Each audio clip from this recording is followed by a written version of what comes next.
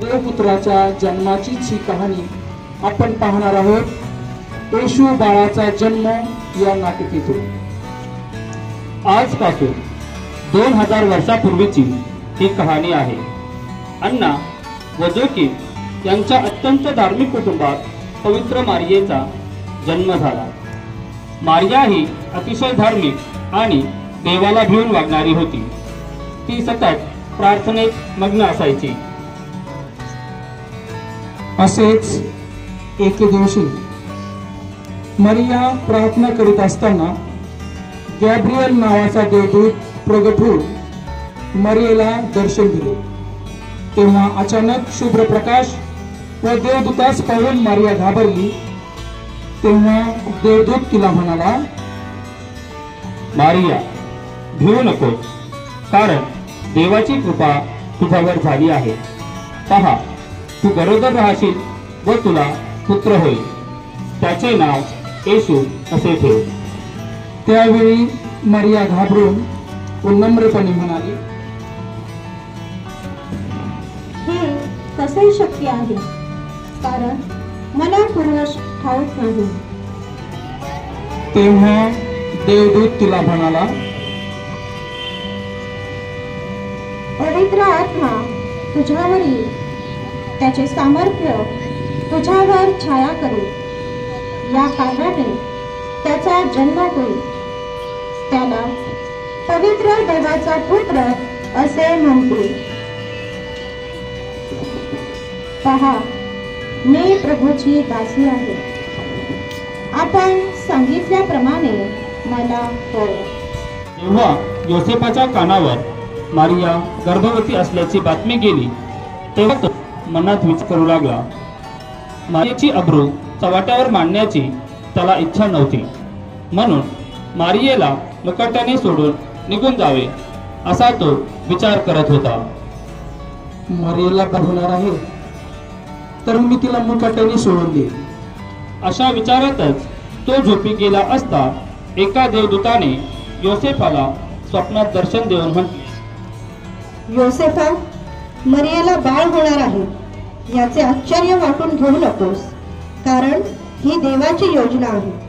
तेव्हा तू तिचा आपली पत्नी म्हणून स्वीकार कर। तिच्या पोटी जो गर्भ आहे तो पवित्र आत्म्यापासून आहे, तोच आपल्या प्रजेला पापांपासून तारेल।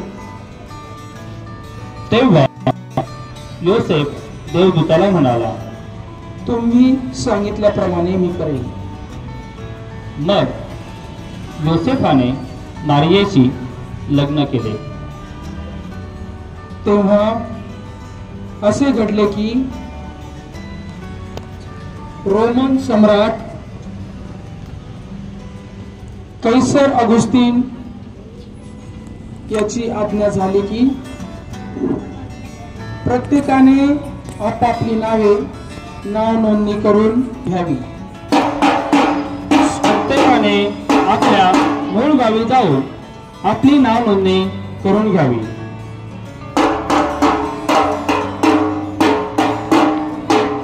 ऐका ऐका, प्रत्येकाने आपल्या गावी जाऊन नाव नोंदणी करावी अशी कैसर ऑगस्टीन याची आज्ञा आहे। हो, ऐका हो, ऐका ऐका हो, ऐका।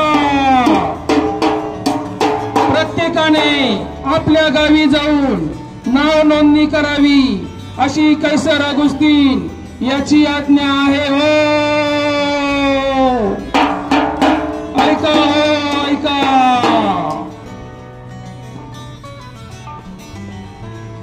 मरिया व योसेफ नाझरेत नावाच्या शहरात राहत होते।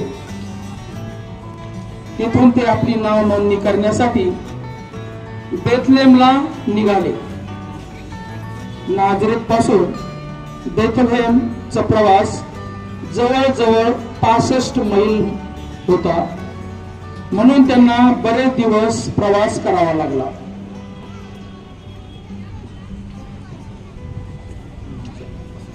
नाझरेत पासून बेथलेम पुष्कळ लांब होते. कित्येक दिवस प्रवास केल्यानंतर ते तेथे पोहोचले. पण बेथलेम गावात लोकांची फार गर्दी झाल्याने त्यांना कुठल्याच धर्मशाळेत राहायला जागा मिळेना.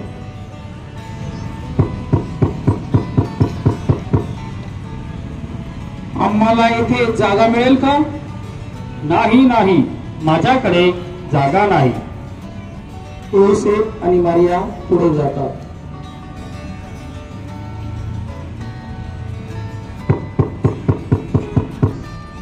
अहो, ऐकता का जरा? आम्हाला इथे जागा मिळेल का? नाही, माझ्याकडे अगोदरच फार पाहुणे आहेत, त्यामुळे माझ्याकडे जागा शिल्लक नाही. योसेफ आणि मारिया पुढे जातात.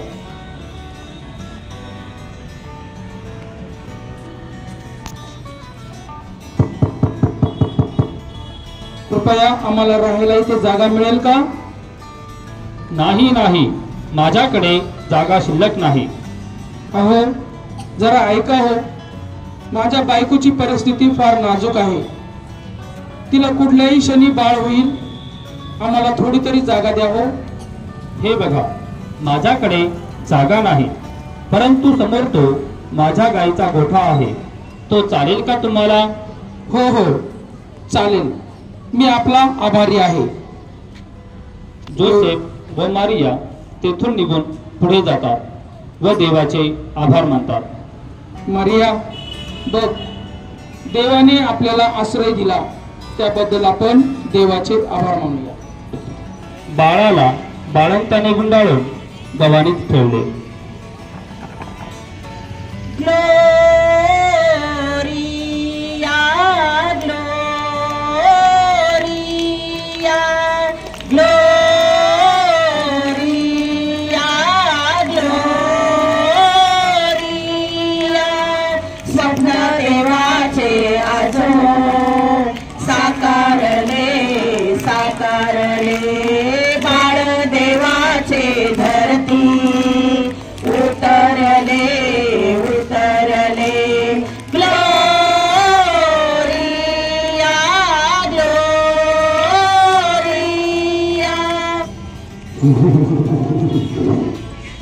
किती थंडी आहे आज. हो ना, इतकी थंडी कधीच पडली नव्हती. थंडी तर आहेच, पण रात्र सुद्धा किती शांत आहे. जराही कुठे कशाचा आवाज नाही.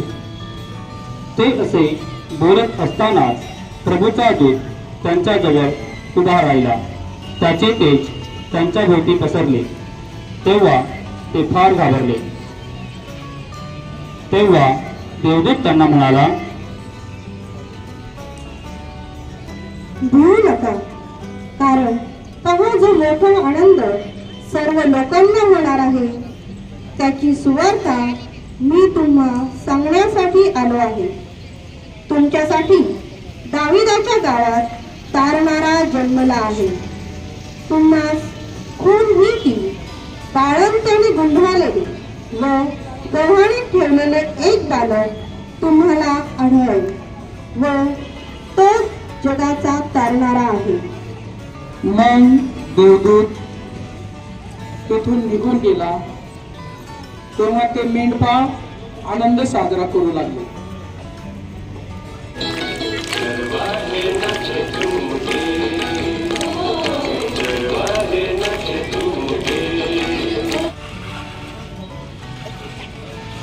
त्यांनी येशू बाळाचे दर्शन घेतले, त्याला नमन केले.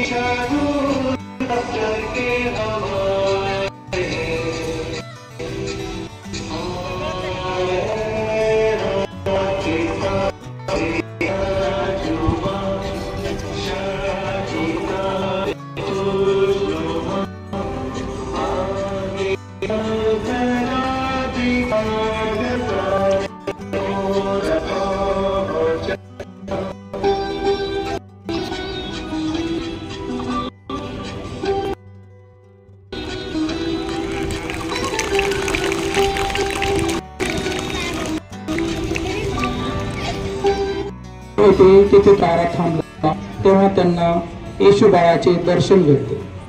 त्यांनी येशू बाळाच्या पायावर डोके ठेवून आपल्या जवळील सोने, ऊत व गंधरस याचे अर्पण केले व त्याला नमन केले. अशकारे ही होई जगातील सर्वात पहिल्या नाताळाची ख्रिसमसची कहाणी.